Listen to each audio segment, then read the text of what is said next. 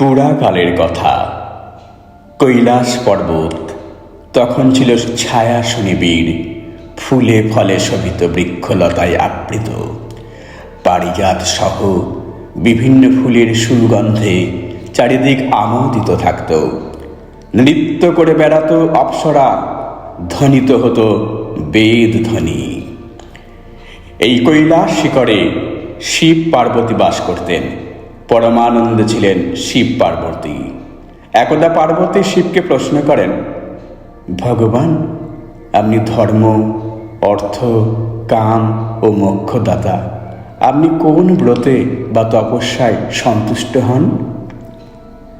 দেবী পার্বতীর কথা শুনে শিব বললেন, দেবী, ফাল্গুন মাসের কৃষ্ণপক্ষের চতুর্দশী তিথির রাত্রিকে শিবরাত্রি বলা হয়। এই রাত্রিতে উপবাস করলে আমি অত্যন্ত সন্তুষ্ট হই। স্নান, বস্ত্র, ধূপ, পুষ্প ও অর্চনায় আমি যতটুকু সন্তুষ্ট হই, তার চেয়ে বেশি সন্তুষ্ট হই শিবরাত্রির উপবাসে।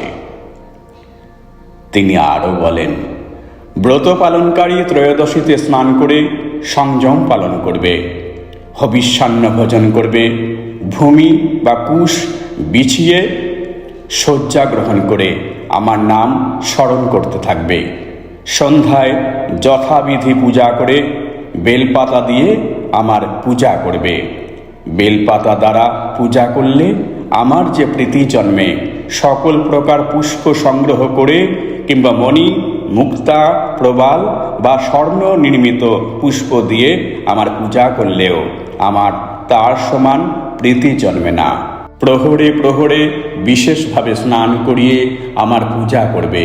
পুষ্প, গন্ধ, ধূপ দ্বারা অর্চনা করবে।